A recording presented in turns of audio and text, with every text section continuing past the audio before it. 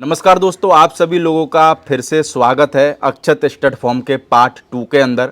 और हमने आपको अक्षत स्टड फॉर्म के पार्ट 1 के अंदर दिखाया था विराट देव घोड़ा, जो कि विजय देव घोड़े का बच्चा है और बहुत शानदार बच्चा है। जिसने वो वीडियो नहीं देखा हो, गलती से मिस हो गया हो, तो वो वीडियो आप जाके देखना। आपको उस वीडियो के अंदर भी कुछ बेहतरीन जानकारी मिलेगी और उससे बेहतरीन जानकारी आपको हम इस वीडियो के अंदर भी देंगे।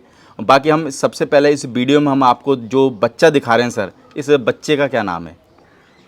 इस बच्चे का नाम हर्षवर्धन है। हर्षवर्धन। हाँ, और ये 13.5 मंथ का है। 13.5 बोले मंथ तो का। ये 17 तारीख को इसकी पूरी हो जाएगी। सब डेट ऑफ बर्थ लेके रखी है क्या? 13.5। हाँ, सब 17 डेट ऑफ फरवरी बर्थ। की। बिल्कुल, मेरे पास सारा रहता है। मैं तो कुंडली तक निकाल लेता हूँ घोड़ों और मैं की? सारी उसी हिसाब से वर्किंग देखता हूँ। तो सर अगर हम बात करें इसके बाप की, तो इसका बाप कौन है? वीर सावरकर इसका बाप है, जो काला काटा का बेटा है। तो ये उस तरीके से काला काटा का पोता हो गया पोता हो हर्षवर्धन। गया। और इसकी माँ जो है वो तूफान की बेटी है। तूफान तो की। तूफान इसका नाना, तूफान नाना हो गया। काला काटा इसका दादा। तो आप समझ सकते हो कितनी स्ट्रांग ब्लड लाइन से है ये। और जो इसमें चंचलता है, जो करंट है, वो तूफान लाइन को बखूबी दर्शाता है। करंट तो मेरे को लगता है कि देखने वाले लोग हैं वो देख ही रहे कि बच्चा एक जगह खड़ा नहीं हो रहा। करंट का अंदाजा तो वैसे ही लगा लो। इस उम्र में ये करंट तो आने वाले समय का ये धमाकेदार स्टालिन के रूप में मार्केट में अपने आप कदम रखेगा। मेरे को लगता है 11,500 की वोल्टेज है बच्चे के अंदर। बिल्कुल, वो तो आप साक्षात देख रहे हो। बाकी सर अगर हम मार्किंग की बात करें तो मार्किंग में क्या है बच्चा? 3 पाँव सफेद है, पीछे के 2 पाँव सफेद है और आगे वाली राइट पैर सफेद है और माथे पे पूरा पट्टा है। कितने मंथ का बच्चा लिया था सर आपने? ये हमने लिया था तकरीबन उस समय 5 या 6 महीने का था। ये 7 महीने का होगा।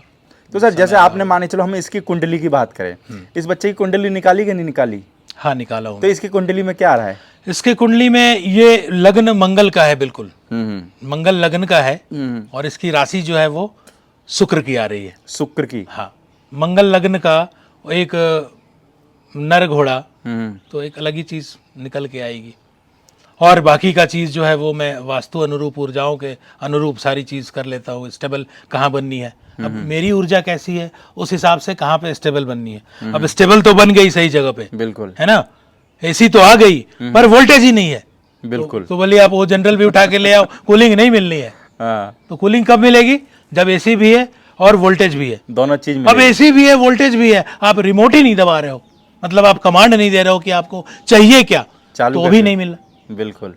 तो जीवन की प्रयोजन क्या है? What is the purpose of life, या what is the purpose of जो भी कर्म आप कर रहे हो, वो अगर आप पहले उसको डिफॉल्ट सेट नहीं करते हो, जैसे जीपीएस में नहीं सेट करके आप आए हो ना, यहाँ पे लोकेशन सेट करी, लोकेशन सेट किए, और हम अपने जीवन में अपनी लक्ष्य का लोकेशन सेट ही नहीं करते हैं। हमें करना क्या है, इसकी क्लैरिटी होनी बहुत जरूरी है। और इसके लिए क्या रिस्पॉन्सिबल है? आपके घर का या दफ्तर का नॉर्थ ईस्ट मलिन है तो कंफ्यूजन स्टेट हमेशा रहेगा। क्या करूं और क्या ना करूं, ये कर लूं तो अच्छा है, पल भर के बाद फिर आप बोलेंगे नहीं ये नहीं करना है, वो करूं। क्यों? क्योंकि नॉर्थ ईस्ट की ऊर्जा टूटी पड़ी है। लाल रंग वहां पे स्थापित है, लाल रंग है या नीला है, या वहां पे गुलाबी रंग पड़ी हुई है, या मरून कलर है। जैसे वो हम हटाएंगे हमें क्लैरिटी मिलने लग जाएगी। ये आप जिनके भी घर में ये चीज़ है, ये हटा के आप देखना, मन बहुत शांत होने लग जाएगा। ये पहला टिप दिया। सर बाकी इसको सर ऐसे भी बोल सकते हैं कि जिंदगी में कुछ ना कुछ लक्ष्य होना चाहिए हर इंसान का। टारगेट अगर अर्जुन के तरह आपने मछली के आंख पे नहीं दिया तो निशाना जिंदगी भर नहीं लगनी है।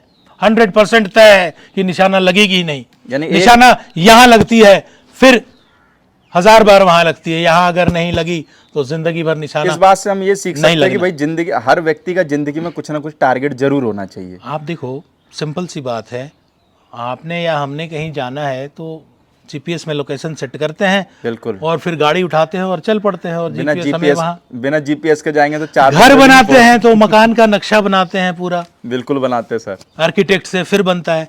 लेकिन आपने सोचा है कभी कि कितने इंसान हैं जो अपने जीवन का नक्शा बनाते हैं? मतलब लगता है 5% होंगे। 5%। हाँ, 5%, और तभी वो 5% इस लेवल पे है। मेरे को इस बात से हम एक चीज और समझ सकते हैं, 5% लोगों के पास में इतना पैसा है जितना 95% के पास में नहीं है, और 95% लोगों के पास में उतना ही पैसा है जो 5% के पास में। अब देखिए, डेटा ये कहता है विश्व की पूरी दौलत, विश्व की 95% दौलत उन्हीं 5% लोगों के पास है, और और बाकी का 5% दौलत वो पूरे 95% लोगों में है। कितनी बड़ी विडंबना है। क्यों? क्योंकि वो 5% लोग अपना लक्ष्य निर्धारित करके चले, अपनी जीवन का नक्शा बनाए, और यहाँ तो जीपीएस में भी लगाना पड़ता है, वहां तो जीवन में भी नहीं लगा रहे। तो सर अगर मैं इसी बात में एक और बात जोड़ूं, तो घोड़ा रखना इंसान के लिए क्यों आवश्यक है, यानी क्यों रखूं मैं घोड़ा? अभी मान के चलो मैं घोड़ा नहीं रखता हूं, अब मैं आपसे पूछ रहा हूं भाई मैं घोड़ा रखूं तो क्यों रखूं, और घोड़ा रख भी लिया तो मेरे को क्या फायदा होगा भाई? देखिए, जो नजरों से हम देख रहे हैं जगत को, वो सिर्फ 2% है, 2% है, 2% है। 98% चीजें इनविजिबल है, जो दृष्टिगत नहीं है।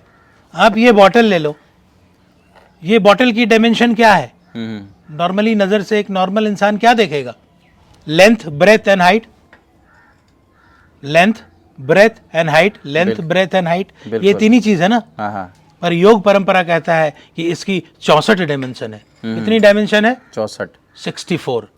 तो बाकी के 61 डायमेंशन वो नजरों से नहीं दिख रहा है। 98% जगत वैसी है बिल्कुल, जो नजरों से नहीं दिख रहा है, और जो नजरों से नहीं दिख रहा है मेन रोल तो वही प्ले कर रहा है जो, और ये 5% लोग समझते हैं जो पूरी वर्ल्ड को डोमिनेट कर रहे हैं, वही 5% लोग हैं जो पूरे विश्व पे राज कर रहे हैं। बाकी के 95% लोग इन 5% लोगों का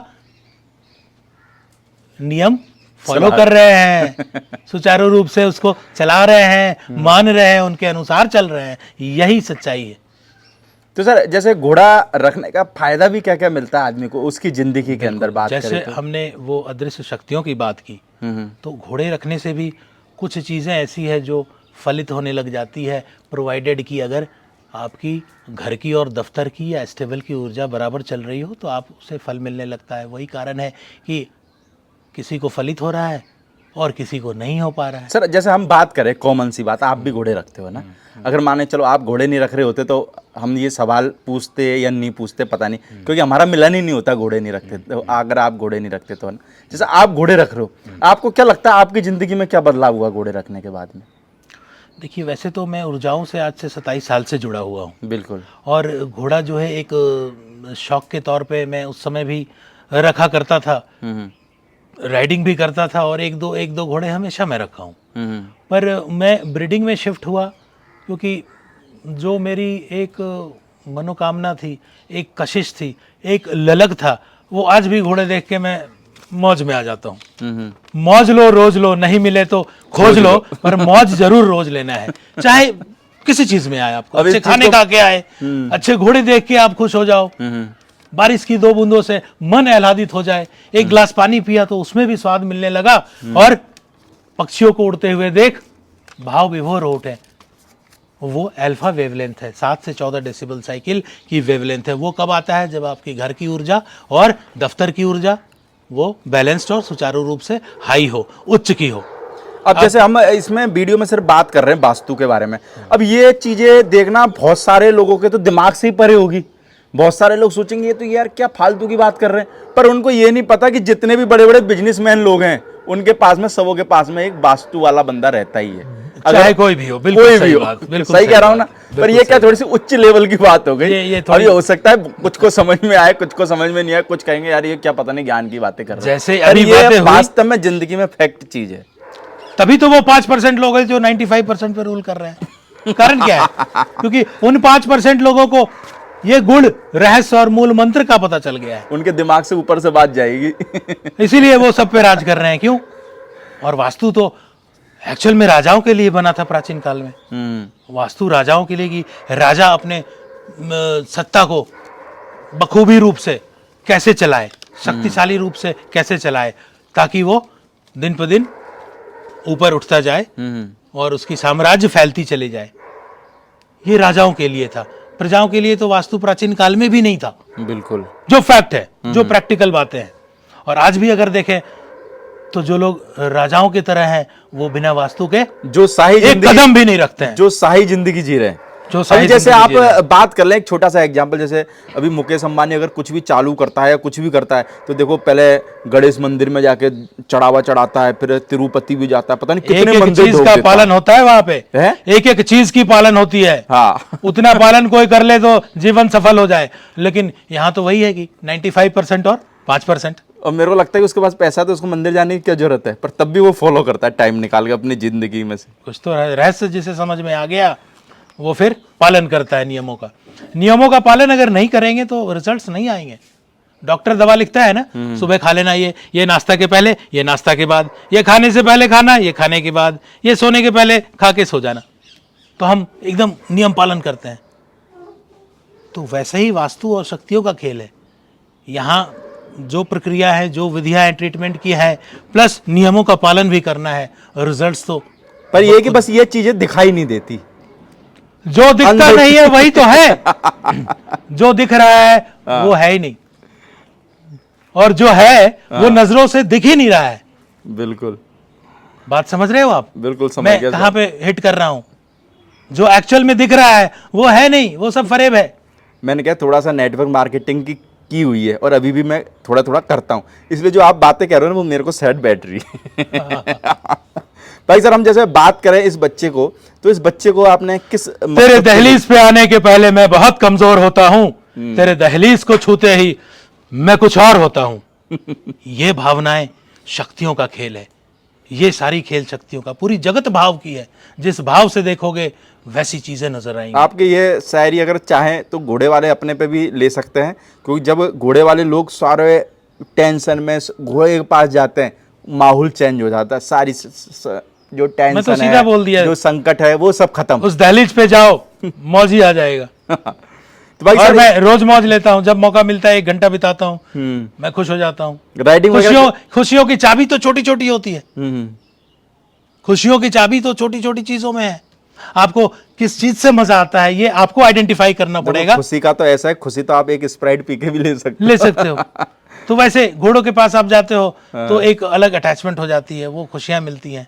तो मैं बोला चलो ठीक है। अच्छा, अब जब मैं स्टेबल चालू किया तो उसके खर्चे भी हैं, सारी चीजें हैं, स्टाफ्स का सैलरी, ये वो काफी मंथली काफी मोटी खर्चे हैं। घोड़ा रखना और फार्म चलाना हंसी मजाक नहीं है, हंसी मजाक और नहीं दिल्ली जैसी सिटी में। बिल्कुल सही बात है।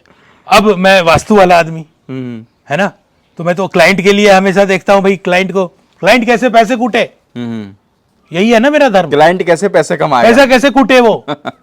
तो एक तरीके से कहो कि पैसे कुटवाने का मशीन हूं मैं, और करवाता हूं। बिल्कुल। तो जब दूसरे के लिए करा रहा हूं तो मैं भी हर चीज में तो कमर्शियल एस्पेक्ट देखूंगा। देखो, अगर 27 साल का आपको एक्सपीरियंस और 500 से ज्यादा क्लाइंट है, तो मेरे को लगता है कि पागल तो होंगे नहीं लोग। जब फायदा होता है तभी आदमी किसी से जुड़ता है। बिना चमत्कार का नमस्कार नहीं है। चमत्कार कोई नमस्कार तभी नमस्कार है।